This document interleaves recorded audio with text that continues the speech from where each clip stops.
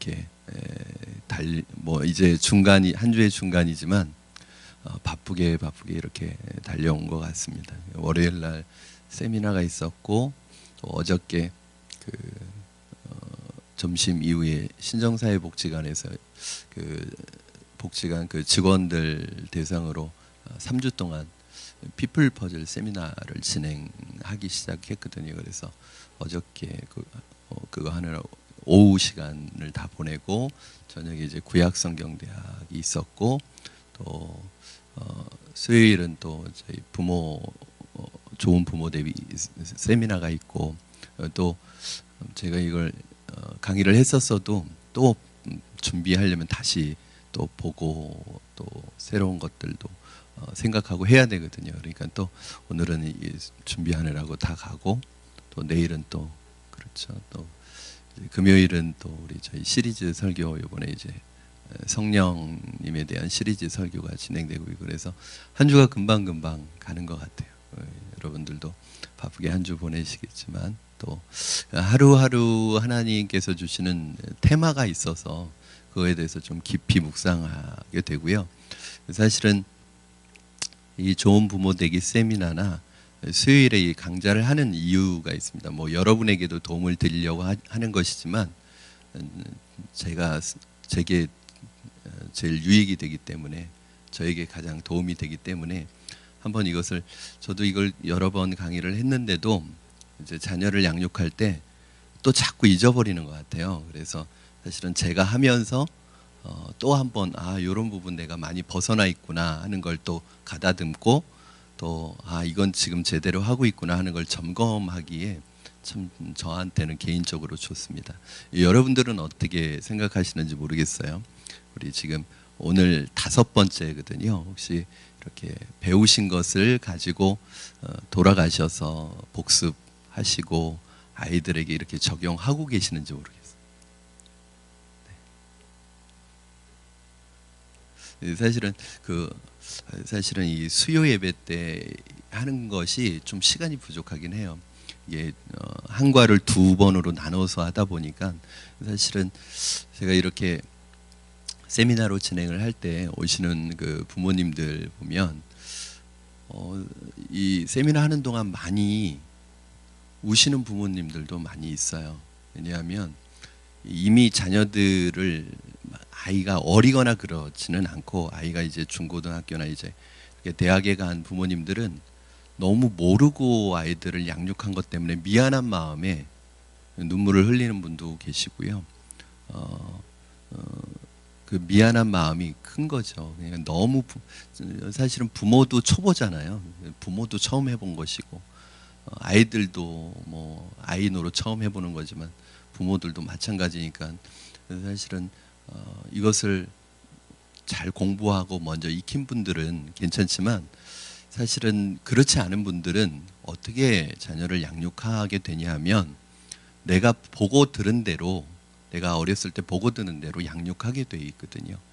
여러분 이런 것을 배우시고 어떤 면에서 보면 저는 더 좋은 것 같아요. 수요 예배 때 짧은 분량 나가면서 한 주 배우고 가서 적용하고 한 주 배우고 가서 적용하고 그렇게 해서 내 것으로 만들어 가면 참 좋겠다는 생각이 들어요. 자, 오늘 좋은 부모 되기 세미나 5번째인데 오늘이 사실은 굉장히 어떻게 보면 실제적인 부분을 다루는 부분이라고 할 수 있어요. 이제 효과적인 자녀 훈육인데 지난주까지 우리가 배웠던 것이 무엇이냐면 우리가 지난 시간까지 배웠던 내용 중에서 가장 중요하면서 핵심적인 내용이 여러분 무엇이었죠? 우리가 부모로서의 가장 중요하면서 핵심적인 역할이 무엇이냐? 바로 자녀들에게 순종을 가르치고 순종하는 자녀로 양육하는 것이 가장 중요한 부모의 역할이고 임무다. 그리고 그 순종은 결국 부모에 대한 순종은 나중에는 이 아이들이 하나님에 대한 주님에 대한 순종과 의지로 넘어가도록 도와주는 것. 그래서 사실은 1차적으로는 부모에 대한 순종이 되지 않으면 하나님께 순종하는 자녀를 키울 수가 없어요. 한번 생각해 보세요. 부모에게 순종이 안 되는데 하나님께 순종이 될까요? 그러니까 부모에게 순종하는 아이가 나중에는 부모를 의지하는 것이 아니라 그 순종의 대상을 하나님으로 바꾸어 가도록 여기까지 바톤 터치를 해주는 게 부모의 가장 중요한 역할입니다. 자, 그래서 지난 시간에 배웠던 게 뭐냐면 이 순종의 단계가 있다는 거예요. 그리고 순종은 단계별로 가르쳐야 되고, 순종할 수 있도록 아이들에게 그냥 순종해 그게 아니라 순종할 수 있는 구체적인 5가지 방법을 제시해 드렸어요. 뭐가 있었죠? 한번 교재를 펴보세요. 뭐가 있었죠? 교리적인 진리. 그러니까 정말 성경의 절대적인 기준을 가르쳐야 되는 거죠. 그 다음에 개인적인 헌신. 엄마 아빠가 얼마나 하나님을 향한 헌신과 사랑이 깊은지를 자녀들에게 보여주어야지 된다는 거예요. 그러니까 나는 이렇게 살아도 넌 이렇게 살면 안 돼, 이런 말은 안 되는 거죠. 그러니까 부모님의 모습을 배워가게 돼 있어요. 부모가 성경 읽는 모습, 기도하는 모습을 보면서 자녀들이 자라나도록 해요. 어떤 면에서는 일부러라도 보여주셔야 됩니다. 애들 보는 앞에서 꼭 일부러라도 보여주셔야 해요. 물론 골방에서 몰래 하는 것을 자녀들이 어쩌다가 한번 보면 굉장히 큰 감동을 받겠지만, 그것이 아니라 평상시에도 늘 성경 읽고 기도하는 모습이 자녀들에게 보여져야 돼요. 혹시 여러분 집에서 기도하시고 말씀 읽는 모습을 자녀들이 자주 보고 계십니까? 보고 있습니까? 세 번째는 성경적인 지식이에요. 그러니까 말씀을 가지고 양육을 해야 된다는 거죠. 그러려면 우리 부모님들이 말씀에 대해서 잘 알고 계셔야 돼요. 먼저 훈련이 되셔야 돼요. 이게 안 되면요, 말씀에 대한 훈련이 안 되는데 자녀 양육을 잘 할 수 있느냐? 50%는. 왜냐하면 사회학적인 방법도 있으니까, 그 교육학적인 방법도 있으니까. 그러나 우리의 양육의 목표는 뭐냐 하면 아이들이 거룩한 하나님의 자녀이면서 예수님 닮은 아이로 만들어가기 위한 목표를 갖는다면 말씀이 빠지면 안 되는 것이죠. 그리고 정규적인 이 가르침의 체계적인 지도가 있어야 돼요. 그래서 아이들과 가정 예배든지 정기적으로 아이들과 말씀을 나누는 시간이 분명히 있어야 되는데, 가능하다면 아버지가 인도하셔야 됩니다. 그러나 그것이 어렵다면 어머니가 그렇게 해서 아버지로부터 아이들이 말씀의 훈련을 받을 수 있도록 정기적으로 일주일에 한 번 정도는 그런 시간을 갖는 게 좋고요. 그 다음에 마지막으로 계획되지 않은 시간, 그렇죠? 가르칠 수 있는 순간, 길에 갈 때든지 앉았을 때든지 어떤 순간에 가르칠 수 있는 상황이 생길 때 그 순간을 포착해서 그때 말씀을 가르쳐요. 그 호진이는 개인적인, 저희 첫째는 개인적인 성향이 기질이 그래요. 기질이 조금 자기 중심적인 게 있고, 둘째는 굉장히 이타적인 그러한 좀 기질을 가지고 있어요. 기질 자체가. 그렇다고 그게 나쁜 건 아닌데, 그것이 잘 훈련되지 않으면 자기만 아는 아이가 될 수 있거든요. 그래서 오늘도 이렇게 식사를 하다 그런 모습이 좀 보였어요. 그러면 이제 먹는 거 뭐 이런 거에 또 욕심이, 아이들이 많잖아요. 그러면 막 이제 자기 중심으로 그걸 욕심을 내잖아요. 그러면 제가 오늘도 얘기를 했어요. 호진아, 집에서는 다 자기 중심적으로 그렇게 크고, 이제 그 아이들이 중학교나 이제 학교에 들어가게 되면, 학교에 들어갔을 때는 만약에 어떤 너의 친구가, 어떤 아이가 자기만 알고 자기 중심적으로 남을 배려하지 않고 자기만 생각하는 친구가 있으면 너는 어떻게 느끼니? 그랬더니 좋게 느끼니? 그랬더니 좋게 느껴지지 않는데요. 그런데 만약에 네가 다른 아이들에게 그렇게 느껴질 수도 있지 않겠어? 그러니까 먼저 너부터 생각하지 말고, 네 중심으로 생각하지 말고 다른 사람 배려할 수 있었으면 좋겠다. 다른 사람을 먼저 생각해 줄 수 있었으면 좋겠다. 그렇게 얘기했어요. 이거는 제가 계획했던 게 아니라 어떤 상황이 벌어져서 순간적으로 그런 상황이 나왔기 때문에 제가 그거 넘어가지 않고 그 자리에서 얘기해 주는 거죠. 이런 어떤 체계적인 가르침이 아니라 순간적으로 포착해서 지도해야 될 때가 있다는 거예요. 이렇게 해서 아이들을 지도하는 거죠. 그래서 결국은 이렇게 해서 순종을 가르치고, 이제 순종하는 아이로 우리가 키워야 되는데 그렇게 가르쳤어요. 그런데 결정적으로 만약에 아이에게 순종하기를 가르치고 순종을 배우도록 가르쳤는데 순종을 안 할 때 여러분 어떻게 하시겠습니까? 가르쳤어요 이미. 그리고 아이가 순종하도록 이미 강조하고 가르쳤는데 부모의 말에 순종하지 않을 때 자녀가 순종하지 않았을 때 여러분 어떻게 해야 될까요? 그게 이제 오늘 배우게 되는 훈육을 해야 되는 거죠. 순종하지 않았을 때 훈육을 해야 되는데 오늘 두 가지 방법이 있어요. 하나는 사회학적인 사례를 하나 소개해 드릴 거예요. 그리고 또 하나는 성경에 있는 훈육의 방법을 소개해 드릴 거예요. 그러니까 하나님이 훈육하시는 방법. 이 하나님이 훈육하시는 방법은 하나님의 백성들이 하나님의 자녀잖아요. 그 하나님의 백성인 하나님의 자녀를 아버지가 영적인 아버지이신 하나님이 어떻게 훈육하시는지 이 방법과 또 사회학적으로 지금 조사한 내용을 가지고 여러분 두 가지 사례로 먼저 말씀을 드릴 텐데, 특별히 이 사회학적인 연구에서는 부모의 네 가지 유형이 있어요. 양육하는 부모의 네 가지 태도가 있거든요. 여러분이 어느 태도에 어느 방법에 들어가 있는지 한번 체크해 보시고 나는 어디를 향해서 가야 될지를 한번 체크해 보셨으면 좋겠어요.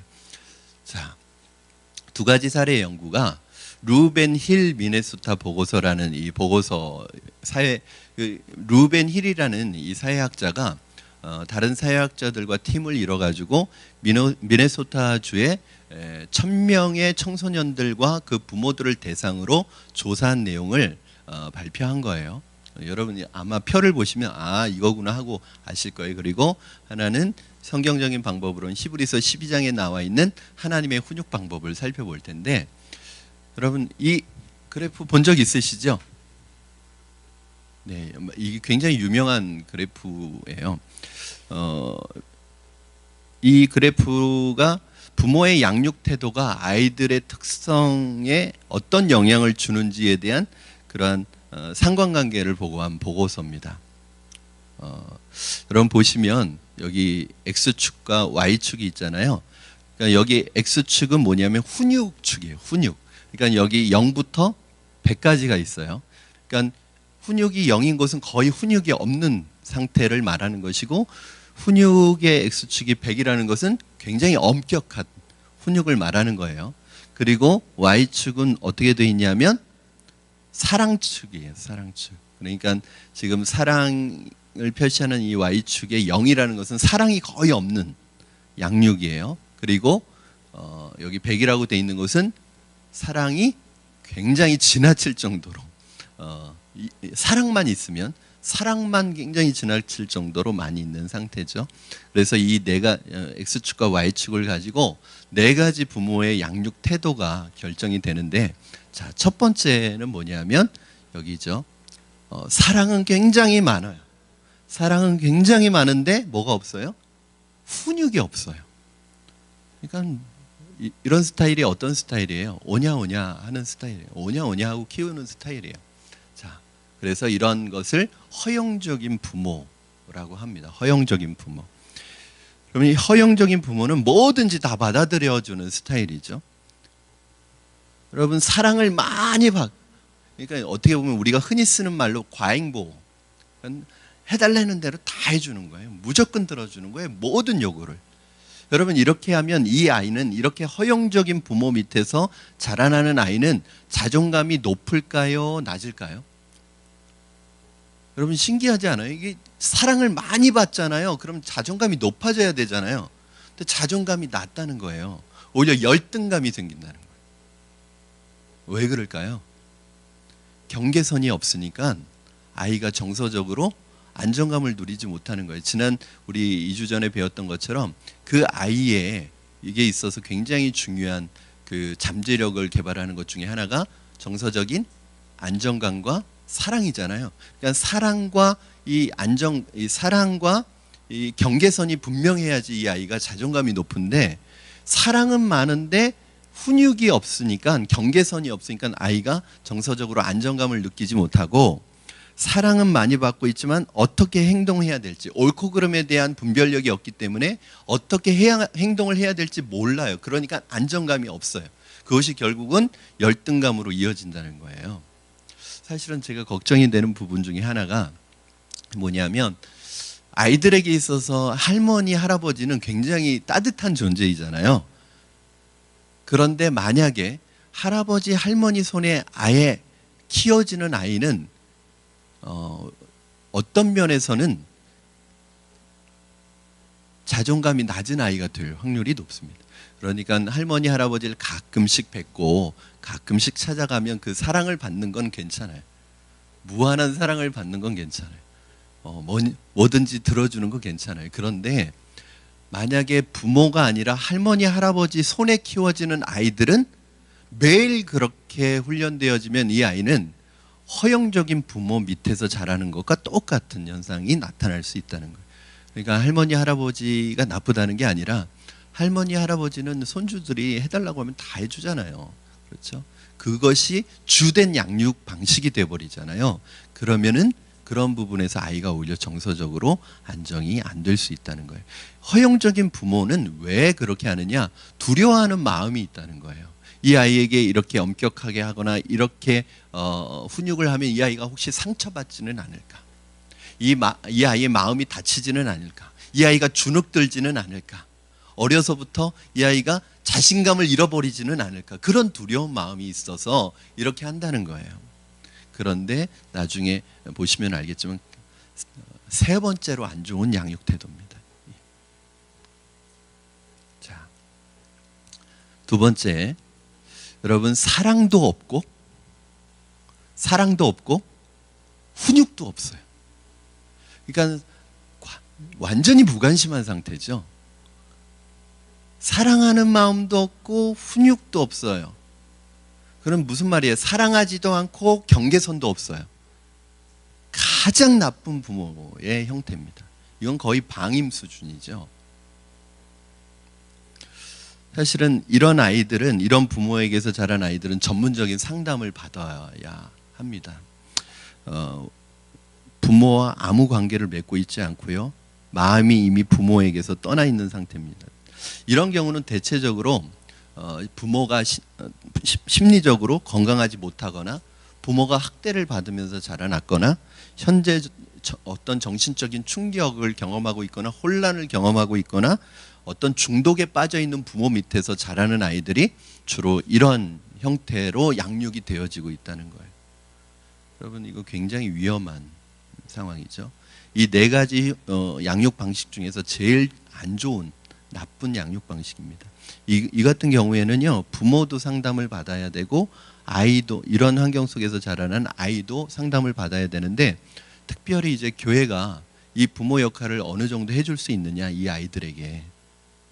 선생님이, 목회자가, 사실은 성도들 중에는 어린 시절에 이런 어린 시절을 경험하고 성인이 되어서 교회에 등록하는 성도들이 있거든요.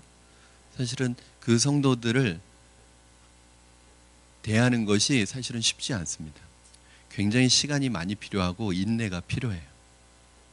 왜냐하면 이게 어느 순간 한순간에 이루어진 게 아니라 벌써 그것이 굉장히 사실은 전문적인 상담이 필요한 경우입니다. 근데 이제 본인은 그걸 잘 몰라요. 그렇게 자란 아이는 또 그렇게 자녀를 양육할 가능성이 높죠. 자, 세 번째는 사랑은 없고요, 엄격하기만 해요. 사랑에 대한 표현은 전혀 없고 엄격하기만 해요.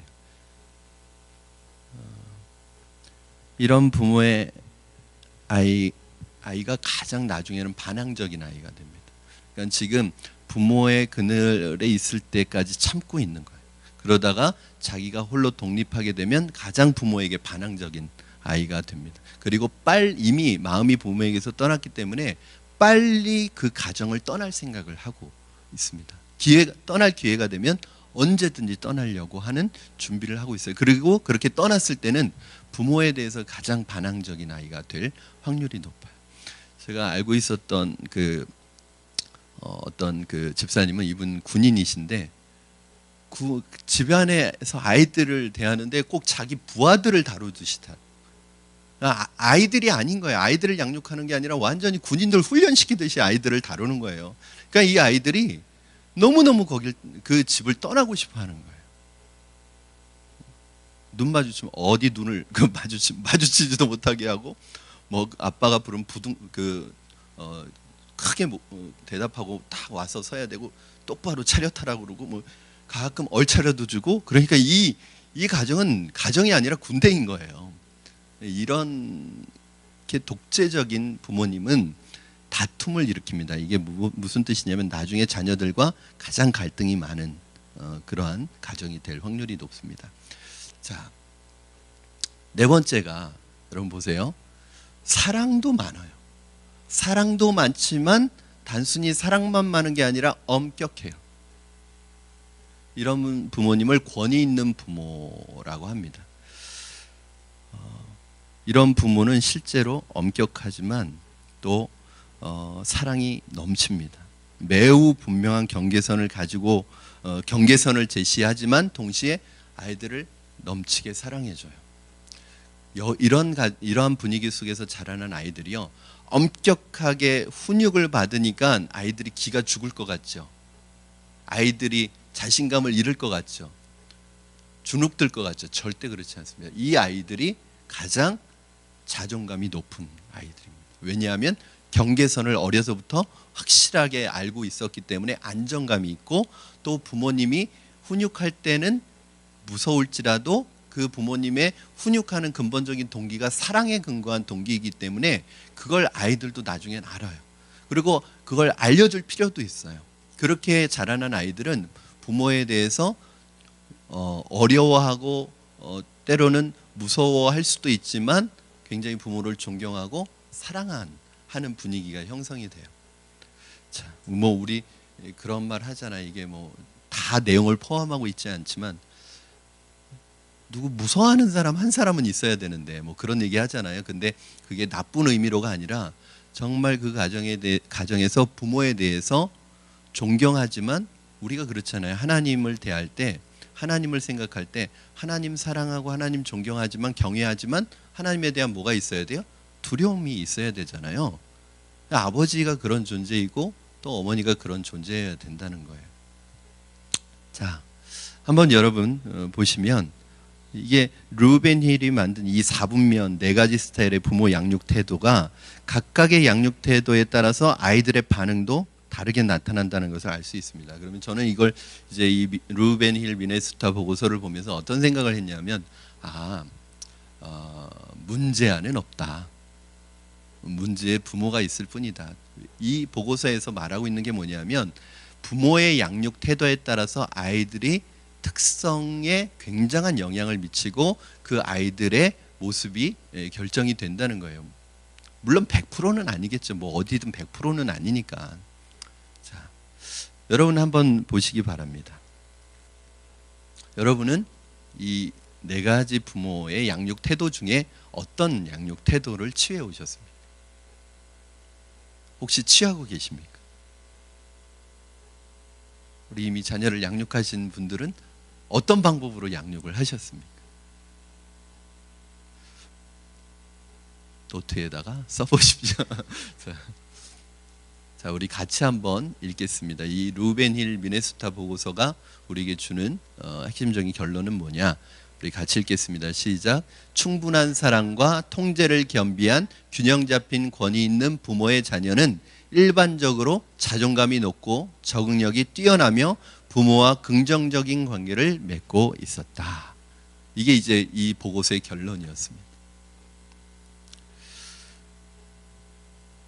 사랑이 많고 통제가 분명하고 엄격한 부모가 훌륭한 아이를 만든다는 거예요. 자, 성경적인 사례입니다. 여러분 히브리서 12장에 보면은 하나님의 자녀인 하나님의 백성들을 하나님이 어떻게 훈육하시는지가 나와 있어요. 한번 같이 읽어볼게요. 좀 길지만 같이 한번 읽어보시고, 혹시 글씨가 작아서 잘 안 보이시면 한번 교재를 펴서 한번 보시기 바랍니다. 우리 같이 읽겠습니다. 시작. 너희가 죄와 싸우되 아직 피 흘리기까지는 대항하지 아니하고 또 아들들에게 권하는 것 같이 너에게 권면하신 말씀을 잊었도다. 일러스되 내 아들아 주의 징계하심을 경히 여기지 말며 그에게 꾸지람을 받을 때에 낙심하지 말라. 주께서 그 사랑하시는 자를 징계하시고 그가 받아들이시는 이마다 채찍질하심이라 하셨으니 너희가 참음은 징계를 받기 위함이라. 하나님이 아들과 같이 너희를 대우하시나니 어찌 아버지가 징계하지 않는 아들이 있으리요. 징계는 다 받는 것이거늘 너에게 없으면 사생자요 친아들이 아니니라. 또 우리 육신의 아버지가 우리를 징계하여도 공경하였거든 하물며 모든 영의 아버지께 더욱 복종하며 살려 하지 않겠느냐. 그들은 잠시 자기의 뜻대로 우리를 징계하였거니와 오직 하나님은 우리의 유익을 위하여 그의 거룩하심에 참여하게 하시느니라. 무릇 징계가 당시에는 즐거워 보이지 않고 슬퍼 보이나 후에 그로 말미암아 연단받은 자들은 의와 평강의 열매를 맺느니라. 아멘. 여러분, 한마디로 무슨 말이에요? 여기서 징계라는 말이 계속 반복돼서 나오잖아요. 이 징계가 뭐예요? 훈육이에요. 훈육. 그러니까 훈육에는 두 가지가 있는데 말로 하는 훈육이 있고 매를 대는 훈육이 있어요. 그런데 이건 하나 특별히 매를 드는 훈육이죠. 결국은 무슨 말입니까, 여러분? 징계와 훈육은 나쁜 말이 아니라 하나님의 사랑의 표현이라는 거예요. 어떻게 내가 징계하지 않는 아들이 있냐는 거예요. 만약에 하나님이 우리를 징계하지 않는다면 우리가 잘못된 길로 가고 하나님의 말씀에 불순종하는 삶을 사는데도 만약에 하나님의 징계와 훈육이 없다. 그러면 우리는 어떤 사람이에요? 하나님이 그게 우리를 사랑하시는 것이 아니라 사생자요 친아들이 아니라는 거예요. 만약에 우리가 진짜 하나님의 자녀이고 하나님의 아들이고 하나님의 딸이라면 우리가 잘못된 길로 걸어가고 있으면 반드시 뭐가 있어야 돼요? 징계가 있어야죠. 왜요? 사랑하기 때문에 그렇죠. 이게 참 아들이 아니라는. 내 아들이 아니고 내 딸이 아닌데 뭐 매를 댈 필요가 뭐가 있어요. 그렇죠. 제가 로마서 강해 설교를 할 때도 그런 면에서 보면, 여기서도 보면 사랑의 반대는 미움이 아니라니까요. 사랑의 반대는 무관심이에요. 로마서 1장에 3번이나 얘기하잖아요. 하나님이 더러움에 내버려 두사, 자기의 정욕대로 내버려 두사. 내버려 둔다는 말이 3번 나와요. 저는 가장 징계가 두려운 게 아니라 가장 무서운 심판은 뭐냐면 징계가 아니에요. 내버려 두시는 거예요. 우리가 잘못 사는데도 내버려 두시는 거예요. 우리가 잘못 살아가고 있는데도 아무 하나님이 관심 갖지 않는 거예요. 왜 그래요? 하나님의 자녀가 아니기 때문에 그렇겠죠. 우리가 만약 그렇다면, 만약에 내버려 두시면 자기의 죄도 깨닫지 못하고 그냥 계속 가다가 어디까지 가겠어요? 지옥까지 가겠죠. 그러므로 저는 그런 기도를 드린 적이 있었어요. 여러분, 예수님 믿고 20살 때, 제가 20살 때니까 뭐 죄도 짓고 또 하나님 기뻐하시지 않는 일을 행했을 때 항상 제 마음에 드는 마음은 하나님의 징계를 구했던 적이 있었어요. 왜 나 하나님 아들 아니에요? 왜 내가 이렇게 잘못하는데도 왜 나를 징계하지 않으세요? 이게 참 내 힘으로 끊어지지 않으니까.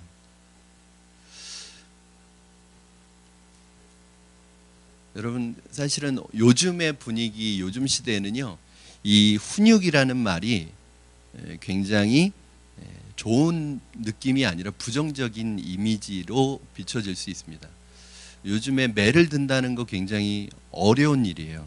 미국에서는 매를 자기 자녀지만 함부로 매를 대지 못합니다. 그렇죠? 만약에 자녀를 이 매를 대는 것을, 때리는 것을 옆집에서 보고 신고하면 잡혀가요.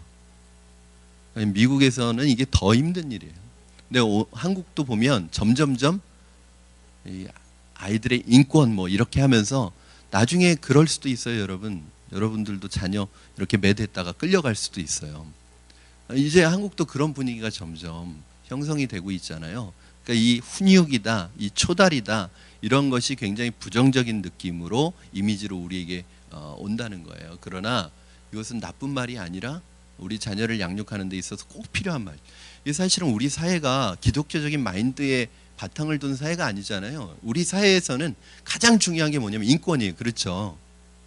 그런데 이 인권이라는 말을 할 때 드러내지 못하는 개념이 있어요. 뭐가 있냐면 인간의 타락한 죄성을 드러내지는 못해요. 아이들이 인권이 있죠, 물론. 그러나 이 아이들도 뭐가 있는 존재냐면 전적인 타락한 인간이란 말이에요. 이걸 다루시는 하나님의 방법이 분명히 있다고요. 스포크 박사라는 이분이 그 책이 그 부모 자녀 양육 이론서가 미국에서 한때 각광을 받았던 책입니다. 그런데 이 스포크 박사의 자녀 이론이 뭐냐면 허용적인 부모 이론이에요. 그러니까 어떤 일이 있어도 아이에게 매를 대거나 아이를 훈육해서는 안 된다는 양육 방법이에요. 이것이 뭐 불티나게 책이 팔렸습니다. 그리고 많은 부모들이 그렇게 했어요. 그런데 후반부에 가서 이 스포크 박사가 자기 이론을 철회했어요. 왜 그랬는지 아세요? 그렇게 키워보니까 굉장히 안 좋은 결과가 나왔어요. 그렇게 허용적으로 키워진 아이들이요, 자존감도 없고 또 불분명하고 사회에 문제를 일으키는 아이들이 되는 확률이 굉장히 높다는 것을 알게 됐어요.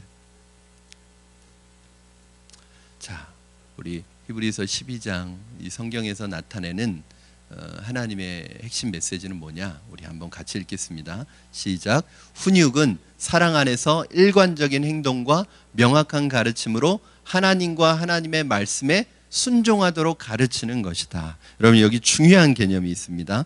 자, 훈육은 어디에서? 사랑 안에서 가르쳐야 된다. 그리고 일관적인 행동과 명확한 가르침으로 누구에게 순종하도록? 하나님께 순종하도록 가르치는 게 훈육이라는 거예요. 그런데 사랑 안에서, 만약에 훈육이요, 사랑이 아니라 그냥 내 기분에 의해서 하면 이건 훈육이 아닙니다. 내 기분이나 일관적인 행동이 아니라 내 기분에 따라서 감정적으로 하면 그건 훈육이 이미 아닙니다. 그리고 명확한 가르침이 없이 두리뭉실하게, 그러니까 아이들에게 훈육을 하는데 일관성이 없어요. 어제는 이거 가지고 혼냈는데 오늘은 이거는 혼나는 주제가 아니고 또 내일은 그거 가지고 또 훈육을 받고, 그러면 그거는 훈육이라고 볼 수 없어요. 사랑 안에서 근본 훈육의 동기는 사랑 때문에 하는 거예요. 그리고 훈육의 방법은 일관적으로 해야 돼요. 여러분, 일관적으로 명확한 가르침을 주기 위해서 그래서 어떻게 하는 게 좋을까요? 뭐가 있어야 되는 거죠? 기준이 있어야 되는 거예요. 기준. 그런데 기준이 뭐냐에 따라서 일관적일 수도 있고 일관적이지 않을 수도 있어요. 만약에 내 기분이 기준이면, 내 생각이 기준이면, 세상의 가치가 기준이면 항상 일관되지 않을 거예요. 결국은 이게 뭐냐면 하나님의 말씀이 기준이어야 된다. 그리고 그 아이를 결국은 부모에게 1차적으로 순종하지만 누구의 말씀에 순종하는 아이로? 하나님의 말씀에 순종하는 아이로. 제가 그걸 많이 느껴요. 이게 이 신앙이라는 것이 어느 순간 한순간에 형성되는 게 아니구나. 물론 하나님의 특별한 계획과 은혜가 있어서 정말 예수님 모르고 살아가던 분이 어느 날 갑자기 변화받을 수도 있지만, 모태신앙의 장점은 뭐냐면 믿는 집안에서 태어났다는 게 장점이 아니에요. 믿는 집에서 태어나서 말씀을 체계적으로 어려서부터 순종하는 훈련이 부모에게 잘 이루어진 아이들은 커서도 하나님께 순종하는 게 쉬워진다는 거예요. 여러분 한번 생각해 보세요. 저와 여러분 하나님의 말씀에 순종하는 게 쉽습니까? 어렵습니까?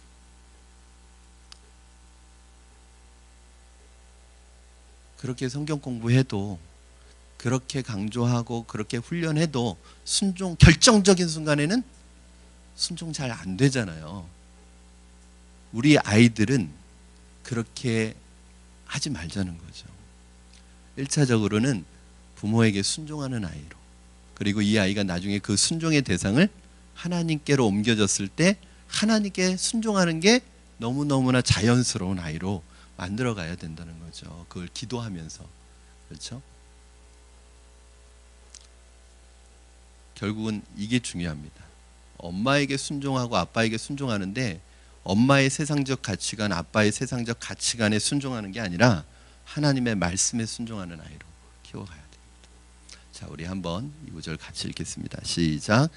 내 아들아, 여호와의 징계를 경히 여기지 말라. 그 꾸지람을 싫어하지 말라. 대저 여호와께서 그 사랑하시는 자를 징계하시기를 마치 아비가 그 기뻐하는 아들을 징계함 같이 하시느니라. 아멘. 징계는 성경적인 방법입니다. 기독교 가정사역자들 중에서도 징계하지 말아야 된다고 주장하는 분들이 있어요. 그런데 그건 잘못된 거라고 생각해요. 다른 방법이 아니라 그건 잘못된 방법이라고 생각해요. 왜냐하면 성경에는 반드시 징계를 하라고 했습니다. 아무 때나 징계하는 건 아니지만 징계의 필요성을 얘기하고 있습니다. 자, 그래서 여러분 보시면 여러분들이 자녀들을 훈육하고 징계할 때 가지고 있는 5가지 특징이 있어요. 이 특징이 여러분들 안에 잘 있어야지 성경적인 훈육이 될 수 있습니다. 자, 첫 번째는 훈육의 필요성이 뭐냐? 우리 자녀들이 파멸의 길로 들어가는 것을 방지하기 위해서 훈육이 반드시 필요하다는 거예요. 왜요? 여러분, 인간은 기본적으로 뭘 가지고 태어나죠? 죄를 가지고 태어나고 죄성을 가지고 태어나기 때문에 여러분, 죄는요 노력하지 않아도 저절로 짓게 돼 있어요. 불순종은 가르치지 않아도 저절로 하게 되어 있어요. 그러니까 만약에 이 아이들을 그대로 내버려두면 훌륭한 아이가 되는 게 아니라 어떤 아이가 돼요? 불순종하는 아이로 될 수밖에 없어요. 왜? 인간은 죄성을 가지고 있기 때문에. 그러니까 이 상태로 그냥 내버려두면, 하나님이 아까 로마서에서 표현했던 것처럼 내버려두면 어디까지 가요? 멸망으로 가고 파멸로 가고 나중엔 지옥까지 가겠죠. 그렇게 하지 않도록 하기 위해서 훈육을 하라는 거예요. 만약에 여러분, 우리 사랑하는 자녀들이 이 파멸을 향해서 멸망의 구더기로 가고 있는 게 여러분 눈에 보여요. 그러면 그것을 가만히 놔두시겠어요? 만약에 부모라면 아이가 잘못된 길로 가고 있는데 가만히 놔둔 그 부모로서의 자격이 없죠. 내가 사랑하는 사람이 잘못된 길, 그것이 아예 멸망의 길로 가고 있다면 어떻게 해서라도 그것을 막아줘야 되잖아요. 이게 부모의 역할 아닙니까? 그것도 아이가 상처받을까 봐, 주눅들까 봐, 자신감 잃어버릴까 봐 그 말도 못한다면, 그럼 제가 구약성경대학을 지금 저녁에 하면서 참 아이러니한 게 있어요. 엘리 제사장의 2 아들 홈리와 비느하스 있잖아요. 그 망나니 같은 아들들, 이 성전에서 수종드는 여인과 동침을 하고 성전에 드린 제물들을 자기가 다 인마이 포켓하고 횡령을 하고, 그걸 누가 다 알고 있냐면 엘리가 알고 있는데도 자녀들을 훈계하고 훈육하고 징계했다는 말이 한마디도 나오지 않아요. 그러니까 결국은 그 집안이 망하잖아요. 여러분 한번 보세요. 다윗도 보세요. 다윗 훌륭한 사람이지만 자녀 양육에 있어서는 실패한 사람입니다. 그렇죠? 다윗의 첫 번째, 여러분이 아는 첫째 아들 암논, 압살롬, 그리고 아도니아. 이 3 아들의 공통적인 특징이 뭔지 아세요? 성경에 보니까 서운한 말로 한 번도 책망한 적이 없대요. 그러니까 서운한 말을 한 적이 없대요, 아이들에게. 그러니까 하나는 누이를 겁탈하고, 또 그 겁탈한 그 형을, 누이를 겁탈한 그 형을 하나이는 살인을 하고, 나중에는 아버지에게 구테타를 일으키고, 또 아도니아는 나중에 아버지 말년에 또 구테타를 일으키려고 하고. 그래서 사실은 가정적으로는 다윗이 굉장히 고통스러운 시간들을 보내잖아요. 성경에 딱 한마디 하고 있더라고요. 말로라도 서운하게 해본 적이 없대요. 다른 말로 하면 야단친 적이 없는 거예요. 훈육을 한 적이 없는 거예요. 여러분, 파멸을 방지하기 위해서 훈육이 필요합니다. 그러면 훈육할 때 어떻게 해야 되느냐? 방법. 행위와 말로 하셔야 됩니다. 행위와 말. 자, 이렇게 여기 행위 밑에다가 여러분 뭐라고 쓰시냐면 징계라고 써주세요. 징계. 그리고 이 말 옆에다 또는 밑에다가는 꾸지람, 책망이라고 써주세요. 그러니까 자녀를 양육하는, 훈육하는 방법에는 두 가지가 있어요. 그게 뭐냐면 처음부터 그냥 매를 대는 게 아닙니다, 여러분.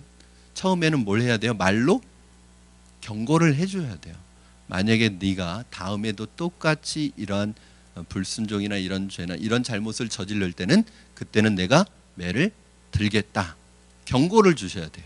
이런 경고도 없이 바로 매로 들어가는 것은 훈육이 아닙니다. 먼저는 경고를 하셔야 돼요. 그리고 또 두 번째는 경고한 것을, 경계선을 넘어갔을 때는 어떻게 하셔야 돼요? 매를 드셔야 돼요. 여러분, 이 매를 드는 게 왜 중요하냐면 그 아이가 그렇게 아빠가 엄마가 경고했음에도 불구하고 또 얼마 지나지 않아서 다시 불순종하거나 다시 그 일이 일어났다면은 이건 그 아이 마음속에 누굴 시험하고 있는 건지 아세요? 부모님을 시험하고 있는 거야. 뭘 시험하고 있는지 아세요? 내 경계선이 어디인지, 그리고 나를 지금 내 뒤에 내 어떤 나를 컨트롤할 수 있는 그 권위자가 누구인지를 시험하는 거예요. 만약에 그때 이 아이에게 매를 대지 않으면 이 아이는 자기가 자기 인생의 권위자라고 생각합니다. 그게 어려서부터 쌓여오면 그럼 나중에 가면 부모 말 안 듣죠.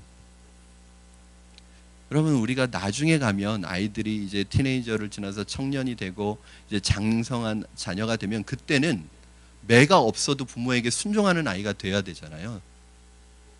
근데 그것이 어느 날 갑자기 이루어지는 게 아니라 이 어렸을 때 이 경계선과 자신 뒤에 권위자가 누가 있는지를 알 때 이것이 훈련돼야죠. 나중에 아이들이 장성해서도 매나 어떤 외부적인 그런 위압이 없어도 부모에게 순종하는 그 습관, 몸에 그 밴, 그 습관과 마음에 배있는 이 습관이 나오는 거예요.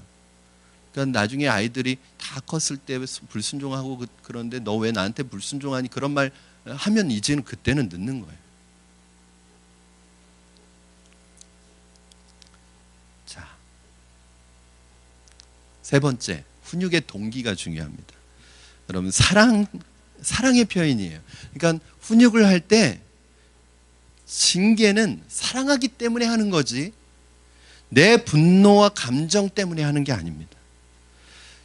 매를 댈 때 일관성 있게 돼야 되는데 그것은 기준, 어떤 기준 경계선을 아이가 넘어갔을 때 이렇게 되면 이 아이가 결국은 파멸로 가는 아이가 된다는 것을 인식하고 그 아이를 사랑하기 때문에 매를 드는 것이지, 훈계를 하는 것이지, 훈육을 하는 것이지, 절대 내 감정이 폭발해서 훈육을 하는 건 훈육이 아닙니다. 이따가 이제 벌과 훈육의 차이를 보게 될 터인데, 여러분, 훈육을 할 때 절대 분노가 일어나서는 안 돼요. 절대 내 감정으로 소리치면서 훈육한 건 훈육이 될 수 없습니다. 만약에 여러분 안에 분노가 일어나면 그때 훈육하시면 안 되고 잠깐 방에 들어가세요. 그리고 기도하세요. 하나님, 제 마음속에 악한 감정이 올라오고 있습니다. 이것이 오히려 아이에게 큰 상처나 오히려 안 좋은 영향력으로 작용할까 두렵사오니 하나님, 내 마음속에 하나님의 마음을 품을 수 있게 해달라고 잠깐 기도하셔요. 저는 그런 거 보면 참 그 옛날 어른들이 지혜로워요. 저희 어머님은 사실은 초등학교밖에 못 나오셨거든요. 그 시대의 분들이 대부분 그러실 거예요. 그런데 저희 어머니는 참 존경스러운 것이 양육 방법에 있어서 제가 존경하는 거 딱 두 가지가 있습니다. 두드러진 거. 첫째는 저한테 한 번도 공부하라고 하지 않으셨어요.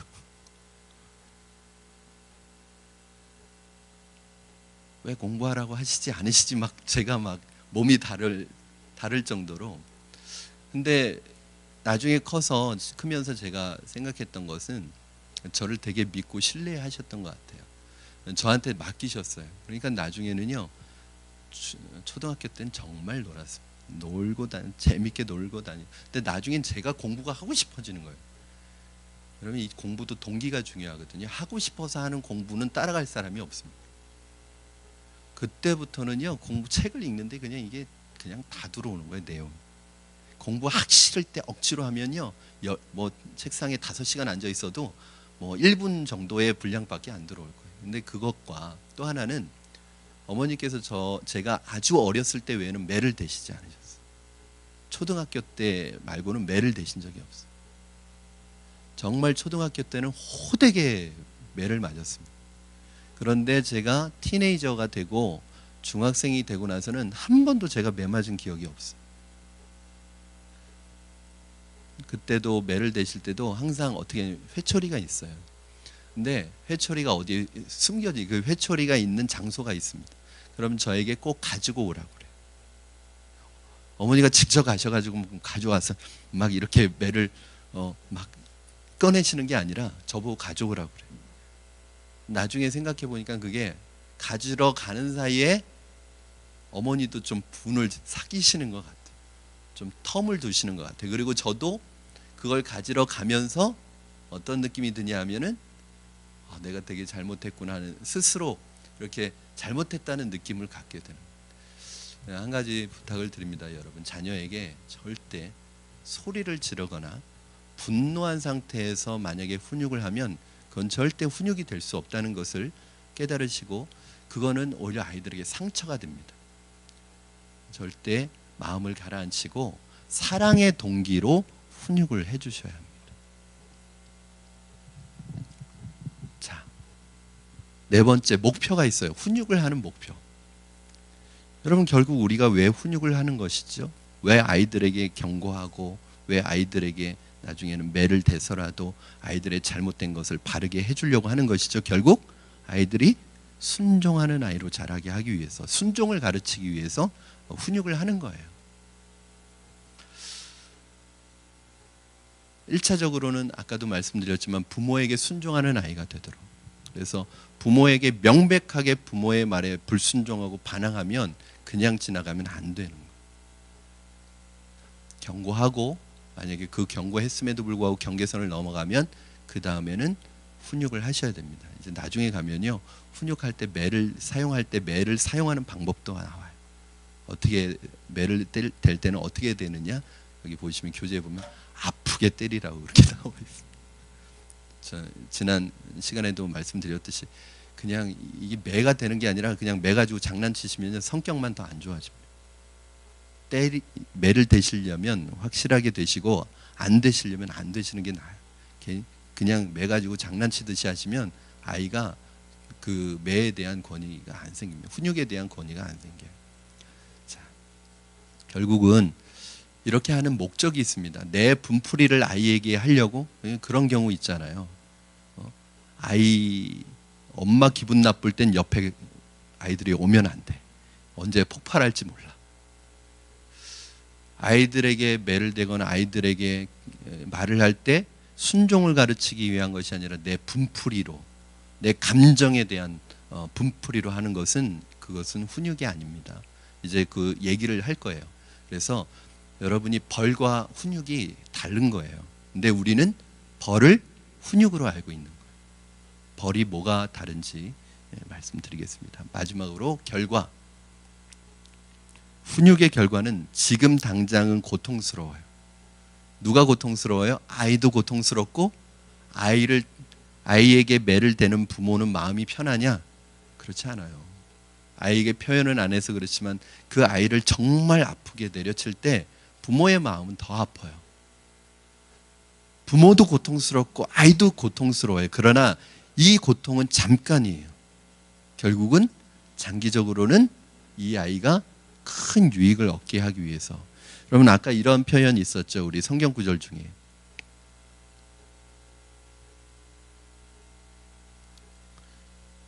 무릇 징계가 당시에는 즐거워 보이지 않고 슬퍼 보이나 후에 그로 말미암아 연단받은 자들은 뭘 맺어요? 의와 평강의 열매를 맺는데. 즉 징계는, 훈육은 그 당시에는 고통스럽고 슬프지만 그로 말미암아서 이 아이들이 열매를 맺는데 의와 평강의 열매를 맺는다는 거예요. 그 앞구절에는 이렇게 표현하고 있습니다. 그들은 잠시 자기의 뜻대로 우리를 징계하였거니와 오직 하나님은 우리의 유익을 위하여 그의 거룩하심에 참여하게 하시느니라. 즉 이 징계는 결국 그 아이들로 하여금 주님의 거룩하심 성품에 참여하는 아이로 만들어가는 것이라는 거예요. 그러니까 훈육이 얼마나 중요해요, 여러분. 그렇죠? 자, 벌과 훈육의 차이점입니다.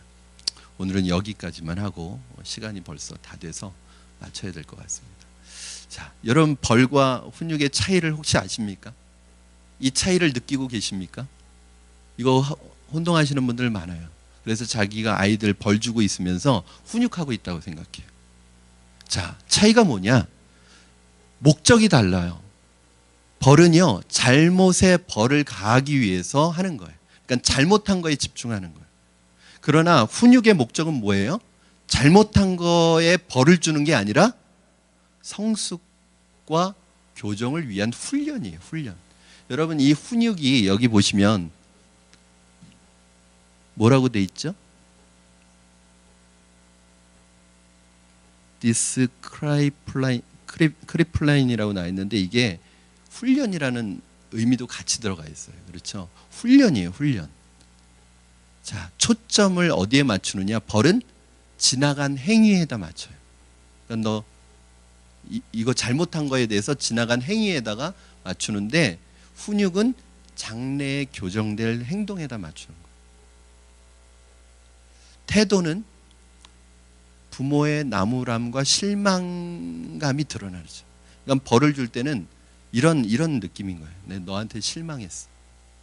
네가 어떻게 그럴 수가 있어. 그러니까 아이에게 실망해서 나무라는 거예요. 그러면 여러분 아이가요 상처를 많이 받습니다. 그런데 훈육은 어떤 태도냐면 사랑이에요. 사랑. 그러니까 훈육을 하는 태도, 훈육을 하는 표현은 뭐냐면 사랑하기 때문에 하는 거예요. 이유는. 그런데 벌은 부모의 실망 때문에, 자녀에 대한 실망 때문에 하는 게 벌을 주는 거예요. 여러분 학교에서 체벌이 없어지잖아요. 체벌이 나쁜 건가요? 좋은 건가요?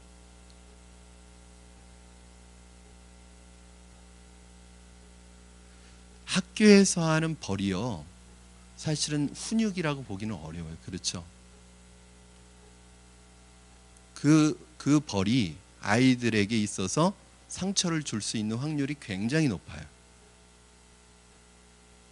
왜 그러느냐? 사랑의 표현이 아니라니까요. 저도 맞아봤잖아요. 선생님이 정말 사랑해서 나를 때린다는 생각 별로 안 들어요. 시험 반석차 내려갔다고 때리고, 그렇죠. 그리고 아이들 올려놓고 책상에서 무릎 꿇게 해놓고 저희 때는 그랬잖아요. 그 무릎 꿇은 상태로 그냥 그 허벅지를 그냥 그건 진짜 체벌이죠. 훈육이 아니에요. 그건 뭐냐면 잘못한 거에 집중하는 거예요. 자, 어린이에게 자녀에게 나타난 정서는 뭐냐면 벌을 받고 나면 두려움과 죄책감이 생겨요. 그런데 여러분이 자녀에게 한 게 벌인지 훈육인지를 알 수 있는 방법이 뭔지 아세요? 훈육을 하고 나면 오히려 자녀가 안정감이 생겨요. 안정감. 그래서 저도 저희 아이들을 훈육할 때 잘 쓰지 않는 말이 있어요. 죄나 죄인이라는 표현을 잘 쓰지 않아요. 왜냐하면 아이의 마음속에 죄책감이 생길까 봐.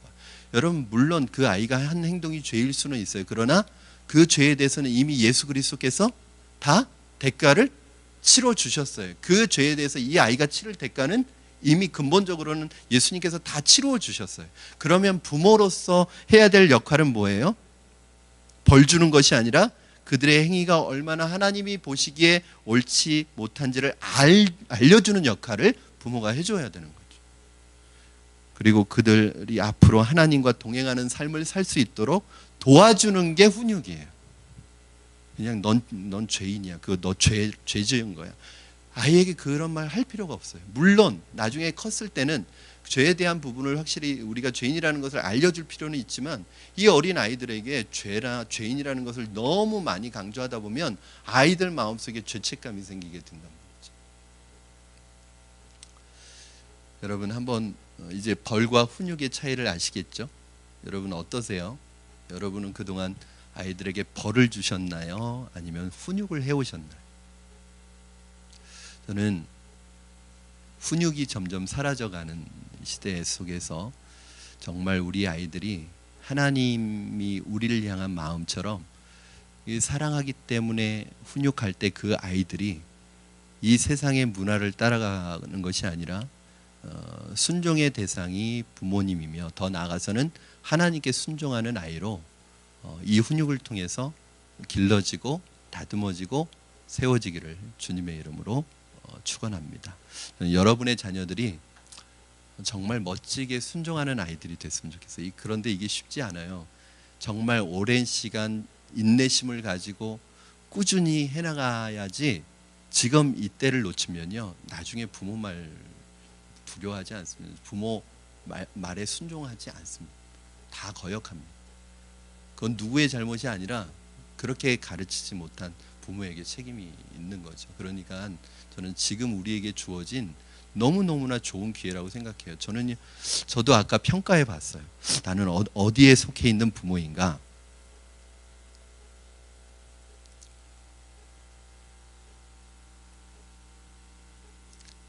나는 허영적인 부모인가, 무관심한 부모인가, 독재적인 부모인가, 권위 있는 부모인가, 한번 저를 평가해 봤어요. 어디에 속해 있을 것 같아요, 여러분? 나름대로 그래도 지금 잘 하고 있구나. 그게 몰라요. 이 아이는 또 티네이저가 됐을 때 또 모르고 더 자라가면 또 모르겠지만 어쨌든 지금 내가 하나님의 말씀의 방향을 따라서 잘 하고 있구나라는 그런 생각을 갖게 되었습니다. 저는 여러분, 우리가 배우는 만큼 잘할 수 있다고 생각해요. 여러분, 이 시간에 1시간 정말 짧게 배우지만 그거 가지고 그 주안에 가셔서 자녀들을 양육하는 데 있어서 잘 적용하셨으면 좋겠어요. 그래서 이것이 여러분의 것이 되었으면 좋겠습니다. 기도하겠습니다.